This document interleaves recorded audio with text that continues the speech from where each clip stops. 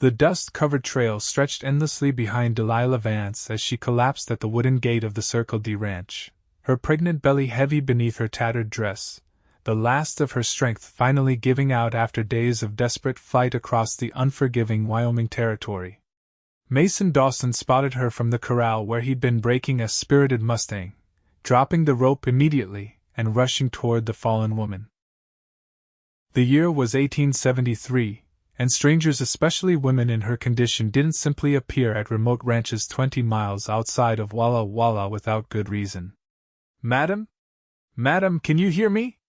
Mason knelt beside her, gently rolling her onto her back. Her face was streaked with dirt and tears, lips cracked from dehydration.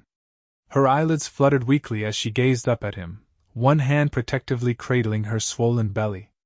"Please," she whispered, her voice barely audible. "They'll find me." Mason didn't need to ask who they were. In these parts, a woman running alone could only be escaping something terrible. He slipped one arm beneath her shoulders, the other under her knees, and lifted her with the gentle strength that came from years of working the land. "You're home now," he said softly, carrying her toward the modest 2-story farmhouse that had stood empty of a woman's touch since his mother passed 3 years prior. Delilah's eyes closed as she surrendered to exhaustion, her body going limp in his arms. Mason quickened his pace, shouting for his ranch hand. "Hector! Get some water boiling and find those clean linens in the trunk upstairs." Inside, Mason laid her on his own bed, noting the threadbare quality of her dress and the absence of any wedding band. Her breathing was shallow but steady. The swell of her belly suggested she was at least 7 months along. Mason dampened a cloth and began gently cleaning the dirt from her face, revealing a natural beauty beneath the grime-high cheekbones, full lips, and hair the color of chestnuts that had come loose from its pins. When Delilah's eyes opened again, she startled and tried to sit up. "Easy now," Mason said, placing a steadying hand on her shoulder. "You're safe here." "Where am I?" Her voice was hoarse. "Circle D Ranch, about 20 miles west of Walla Walla. I'm Mason Dawson." She studied his face, the honest blue eyes beneath the brim of his hat, the strong jawline softened by 3 days' worth of stubble, the sun-weathered skin of a man who spent his days outdoors. "I'm Delilah. Delilah Vance," she said finally, her hand still protectively covering her belly. "Pleasure to meet you, Miss Vance, though I wish it were under better circumstances." Mason offered her a cup of water, which she drank greedily. "Mind telling me what brings a lady in your condition to collapse at my gate?" Delilah lowered the cup, her eyes darting nervously to the window. "My husband is dead," she said flatly. "Or so I told everyone. Truth is, he's alive and looking for me. And if he finds me—" She trailed off, her hand tightening over her unborn child. Mason nodded slowly. "Well, he won't find you here. Not if I have anything to say about it. You don't understand. Franklin has connections." "He's Franklin Vance? The railroad man?" Mason's brow furrowed. Delilah's face went pale. "You know him?" "Know of him. His company's been buying up land all around the territory. Forcing folks out when they won't sell." Mason's jaw tightened. "Not exactly known for his gentle persuasion." "Then you understand why I ran." Mason didn't press for details. The haunted look in her eyes told him enough. "You need rest, Miss Vance. We can talk more when you're stronger." Over the next few days, Delilah regained her strength. Mason gave her his room, moving himself to the small bunkhouse he shared with Hector and the 2 other ranch hands. Each morning, he'd find her sitting on the porch swing, watching the sunrise with a quiet appreciation that stirred something in his chest. On the 4th morning, Mason brought her breakfast, fresh eggs and biscuits, and sat beside her on the swing. "How are you feeling today?" he asked, noticing the color had returned to her cheeks. "Better. Your hospitality is more than I deserve." "Nonsense. Anyone would have done the same." Delilah's laugh was tinged with bitterness. "You'd be surprised at how few people are willing to help a pregnant woman with no husband in sight." Mason cleared his throat. If you don't mind my asking, the baby's father is Franklin, she said quietly. But I can't go back to him. Not ever. Did he hurt you? Mason's voice was low, dangerous. Delilah looked out across the rolling hills, the first signs of spring bringing green to the landscape. Franklin Vance is a powerful man who believes everything and everyone has a price. When I refused to be the obedient wife he wanted, he found ways to remind me who was in control. She absently rubbed her wrist, and Mason noticed the fading bruises there. The baby was supposed to be his heir. But when I overheard his plans to expand his railroad through native land, destroying homes and lives, I confronted him. He locked me in our bedroom for 3 days. Delilah's voice trembled. I escaped through the window. I've been running ever since. Mason's hand clenched into a fist. No man has the right to treat a woman that way, powerful or not. Franklin doesn't see it that way. And he won't stop looking for me for us, she added, her hand on her belly. Then we'll make sure he doesn't find you. Mason's voice was firm with resolve. You can stay here as long as you need. As the days turned into weeks, Delilah became a part of the rhythm of the ranch. She insisted on earning her keep, taking over the cooking and mending clothes for the ranch hands, who treated her with a respect that brought tears to her eyes. In the evenings, she would sit with Mason on the porch, talking about everything and nothing as the stars appeared one by one. Mason found himself watching her when she wasn't looking, the graceful way she moved despite her growing belly, the kindness in her eyes when she spoke to the ranch hands, the quiet strength that had carried her this far. He tried to remind himself that she was running from her husband, that her heart was likely still bruised and battered. But his own heart wasn't listening to reason. One evening, as they sat together after supper, Delilah caught him staring. What is it? Do I have flour on my face again? She asked, brushing at her cheeks. Mason smiled.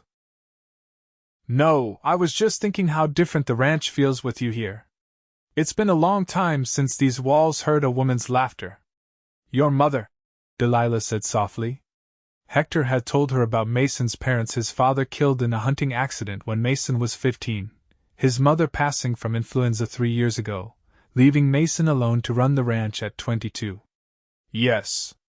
She would have liked you. Delilah looked away. I'm not sure how much longer I can stay. I've put you at risk just by being here. Mason leaned forward, his elbows on his knees. Delilah, listen to me. I don't scare easy. And I'm not letting you face that man alone. You don't understand. Franklin won't just come himself, he'll send men. Professional men who won't ask questions. Let them come, Mason said, his voice steady. This is my land, and you're under my protection now. The words hung between them, heavy with meaning neither was ready to acknowledge. The baby kicked then, a visible ripple across Delilah's belly. She gasped, then laughed, grabbing Mason's hand and placing it over the spot. Feel that? She's quite the little fighter. Mason's eyes widened at the sensation of the child moving beneath his palm. She? Just a feeling I have, Delilah said with a soft smile. As May turned to June, the wildflowers bloomed across the pastures, and Delilah's time grew nearer. Mason rode into town weekly for supplies, always alert for strangers asking questions. On one such trip, the telegraph operator waved him down. Mr. Dawson, message came for you yesterday. He handed Mason a yellow paper. The message was from an old Army friend now working as a Pinkerton detective in Chicago. Vance hired men, stop heading west, stop, watch your back, stop. Mason crumpled the telegram in his fist. He'd written to several contacts weeks ago, asking them to keep an ear out for any movement from Franklin Vance. Now his fears were confirmed. He purchased extra ammunition before riding back to the ranch, his mind racing. They needed to be prepared, but he couldn't risk frightening Delilah in her condition. As he approached the ranch, he slowed his horse to a walk, taking in the peaceful scene, his men working the herd in the distance, smoke rising from the chimney, Delilah hanging laundry on the line, her belly now a full moon beneath the dress she'd sewn from fabric he'd brought from town.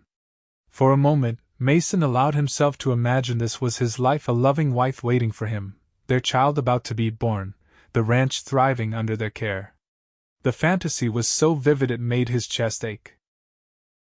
That night, after the ranch hands had turned in, Mason checked all the doors and windows, loading his rifle and setting it by the door. When he stepped onto the porch, he found Delilah wrapped in a shawl, gazing at the stars. "Couldn't sleep?" he asked, joining her on the swing. She shook her head. "The baby's restless tonight. Almost like she knows something's wrong." Delilah turned to him, her eyes searching his face. "What is it, Mason? You've been on edge since you got back from town." Mason sighed. There was no point hiding the truth from her.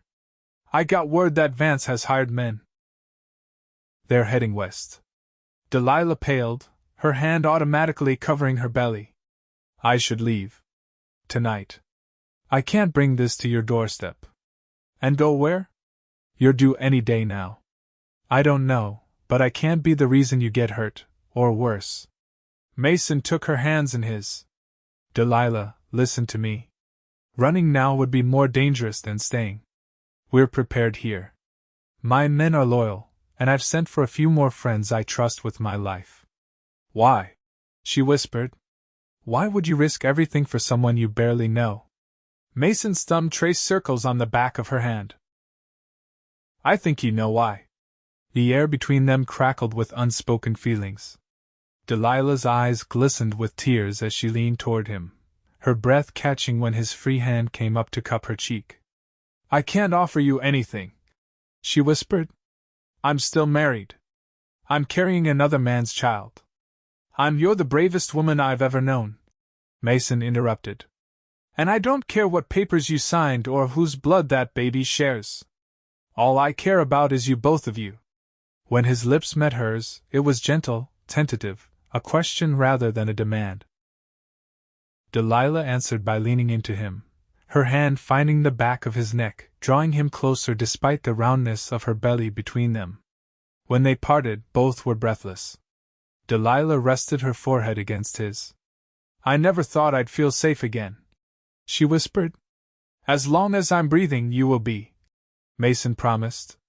2 days later, at dawn, Hector spotted riders approaching from the east, 6 men, moving with purpose. Mason had been expecting them. He'd sent Delilah to the storm cellar with enough supplies for 3 days, promising to come for her when it was safe. "I love you," she'd said simply before descending the steps, the first time she'd spoken the words aloud. "I love you too," he'd replied, his throat tight with emotion. "Both of you. Now stay quiet, no matter what you hear." Mason and his men positioned themselves strategically around the property. The approaching riders slowed as they neared the gate, clearly surprised to find the ranch hands armed and waiting. "This is private property," Mason called out, his rifle resting casually but visibly across his arm. "State your business." The leader of the group, a hard-faced man with a scar running through his eyebrow, smiled thinly. "We're looking for a woman. Pregnant. Belongs to Franklin Vance of the Western Pacific Railroad. Word is she might have passed through these parts." "Haven't seen any pregnant women," Mason replied evenly. "Not much call for ladies out this far from town." The man's smile didn't reach his eyes. "Mind if we take a look around? Mr. Vance is mighty worried about his wife and unborn child. Offering a substantial reward for her safe return. As I said, this is private property." "Unless you've got a warrant from the territorial judge, I'm going to have to ask you to move on." The tension stretched between them like a bowstring pulled too tight. Mason could sense his men shifting nervously, fingers near triggers. The leader assessed the situation, clearly not having expected such resistance. "Mr. Vance won't take kindly to interference. Mr. Vance doesn't own this land," Mason replied coldly. "And unlike some folks, I can't be bought." The man's hand twitched toward his holster, but he thought better of it when he saw 5 rifles trained on him. "We'll be back," he said finally. "With more men." "You do that," Mason said. "But know this, the woman you're looking for isn't here. And even if she were, she's not property to be claimed. She's a person who made her choice. As the riders turned to leave, one of them fired a shot into the air, a petty show of defiance that made Mason's blood boil. He kept his men in position until the riders were specks on the horizon. "They'll be back," Hector said grimly, lowering his rifle. "I'm counting on it," Mason replied. "But next time, we'll be even more ready." He went immediately to the storm cellar, rapping the signal they'd agreed upon before unlocking the heavy doors. Delilah was sitting on a crate, pale but composed, one hand on her belly. "They're gone for now," Mason said, helping her up the steps. "I heard everything," she said, her voice shaking slightly. "Mason, they'll come back with more men. Let them. I've sent for reinforcements of my own." True to his word, by nightfall, 3 more men had arrived, former soldiers who had served with Mason during his brief stint in the army before his father's death called him back to the ranch. They brought news that the town sheriff, a man known to be in the railroad's pocket, was conveniently leaving for Denver the next day. "We're on our own," Mason told them as they gathered around the kitchen table, mapping out defensive positions. Delilah insisted on being part of the planning, her practical suggestions earning respectful nods from the men. That night, Mason refused to let Delilah return to the storm cellar. "If trouble comes, we'll get you there quick enough. But I won't have you spending another minute underground if I can help it." They sat together in the parlor long after the others had turned in, the lamp burning low, Mason's arm around her shoulders as she leaned against his chest. "I want you to know," she said quietly, "that no matter what happens tomorrow, these weeks with you have been the happiest of my life." Mason pressed his lips to her temple. "Nothing's going to happen except us sending those men back to Vance with their tails between their legs." "And then what?" Delilah asked, voicing the question that had been hanging between them. "And then we figure out how to get you free of him, legally. I have a friend who practices law in San Francisco. Once the baby's born and you're strong enough to travel, we could go there." Delilah twisted to look up at him. "You would leave your ranch? For me? This land is just soil and grass, Delilah. What matters is who you share it with." The next morning broke clear and crisp.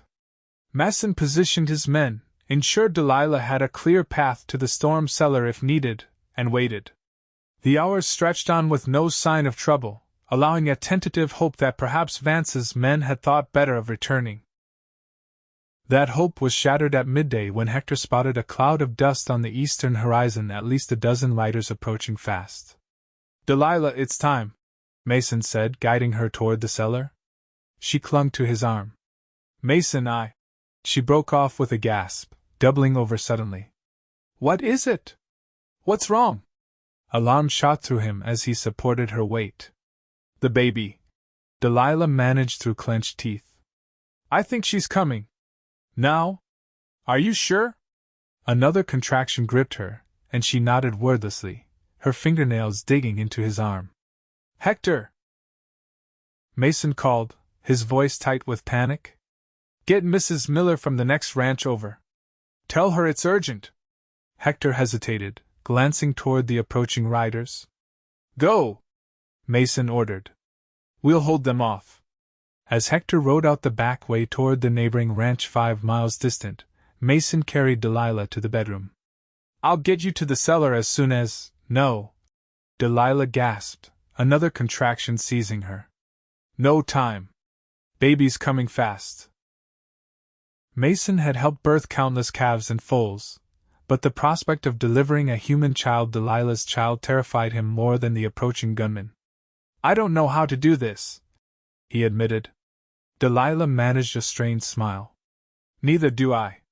But we'll figure it out together." Outside, Mason's men had taken up defensive positions, prepared to protect the ranch at all costs.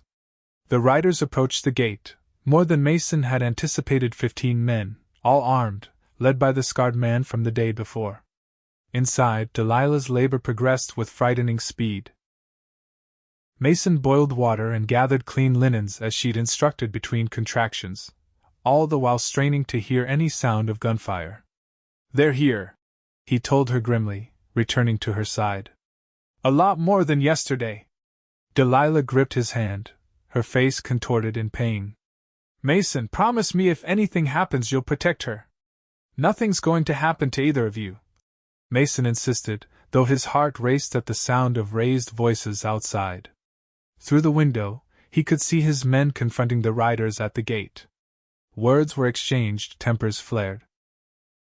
The scarred leader drew his pistol, pointing it at the sky, a warning shot that echoed across the ranch. Delilah cried out, not from the gunshot but from the strongest contraction yet. It's time, she gasped. I need to push. Mason found himself torn between two battles, one outside for his land, one inside for the woman he loved and the child about to enter the world. There was no choice. He bolted the bedroom door and turned his full attention to Delilah. I'm here, he said, taking her hand. Tell me what to do. Outside, the standoff escalated. The scarred man had clearly expected to intimidate the ranch hands into surrendering Delilah. Finding instead a well-armed group prepared to defend their home, he hesitated, unwilling to be the first to shed blood. Last chance, he called out. Send out the woman, and we'll leave peacefully. Vance just wants what's his. There's nothing here that belongs to Vance, came the firm reply from one of Mason's former army comrades. Turn around and ride out, or this doesn't end well for anyone. Inside, Delilah bore down with all her strength, her face flushed with effort. Mason supported her, whispering encouragement, his heart pounding as he caught his first glimpse of the baby's head. You're doing it, Delilah! Just a little more! With one final, monumental push, the baby slid into Mason's waiting hands, tiny, slippery, and perfect. For a heartbeat, the world seemed to hold its breath. Then the child let out a lusty cry, and Mason felt tears spring to his eyes. It's a girl, he said, his voice breaking as he laid the newborn on Delilah's chest. You were right. Delilah's exhausted face transformed with joy as she cradled her daughter. Hello, little one, she whispered. We've been waiting for you. The moment of peace was shattered by the crack of a gunshot outside, followed by another. Mason's head snapped up. Stay here, he said, reluctantly leaving Delilah's side to peek through the curtains. What he saw made his blood run cold. The standoff had erupted into violence, men on both sides taking cover, exchanging fire. As he watched, one of Vance's men fell from his saddle. I have to help them, Mason said, torn between duty to his men and the need to protect Delilah and her newborn daughter. Go, Delilah urged, clutching the baby closer. We'll be all right. Mason grabbed his rifle from beside the door. I'll be back. Keep this door locked. He slipped out, closing the door firmly behind him. The sound of the bolts sliding into place gave him a small measure of comfort as he made his way through the house, staying low beneath windows. Outside, the battle had intensified. Two of Vance's men were down, but one of Mason's ranch hands was clutching a bleeding arm. Mason took position behind a water trough and sighted down his rifle. This is your last warning, he shouted. Leave my property now, or none of you will ride out of here. The scarred man ducked behind his horse. We're not leaving without Vance's wife. She's not his wife anymore, Mason called back. She's just given birth to a daughter, and I'll die before I let you take either of them. The declaration seemed to give the hired guns pause. Several exchanged glances, their resolve visibly wavering. Taking a wife back to an angry husband was one thing. Kidnapping a newborn infant was another line many weren't willing to cross. The moment of hesitation was broken by the sound of approaching hooves, not from the east, but from the west. Mason risked a glance back and felt a surge of hope.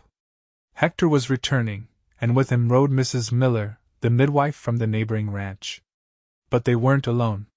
Behind them came at least 20 riders, other ranchers from the valley, summoned by Hector's warning that the Circle D was under attack. The scarred leader saw them too and quickly reassessed his options. With a curse, he signaled his men to fall back. This isn't over, Dawson, he shouted, mounting his horse. Vance doesn't give up what's his.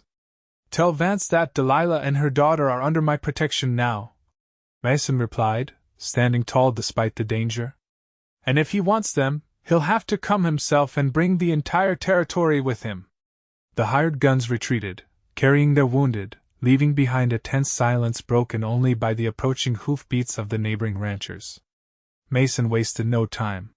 He ran back to the house, calling for Mrs. Miller to follow. Inside, he found Delilah sitting up in bed, the baby swaddled in a clean sheet against her chest, both pale but alert. "They're gone," he said, sinking to his knees beside the bed. "For now, at least." Mrs. Miller bustled in behind him, taking charge with the efficient competence of a woman who had delivered half the children in the territory. "Well, I see you didn't need me after all," she said approvingly, examining the newborn. "Healthy little girl you've got here." As Mrs. Miller tended to Delilah and the baby, Mason stepped outside to thank the neighboring ranchers who had come to their aid. These were men who had their own reasons to despise Franklin Vance and his railroad's small landowners whose properties were threatened by expanding tracts, cattlemen whose grazing rights were being challenged by Eastern money.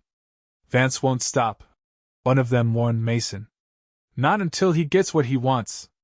Or until he realizes the cost is too high," Mason replied grimly.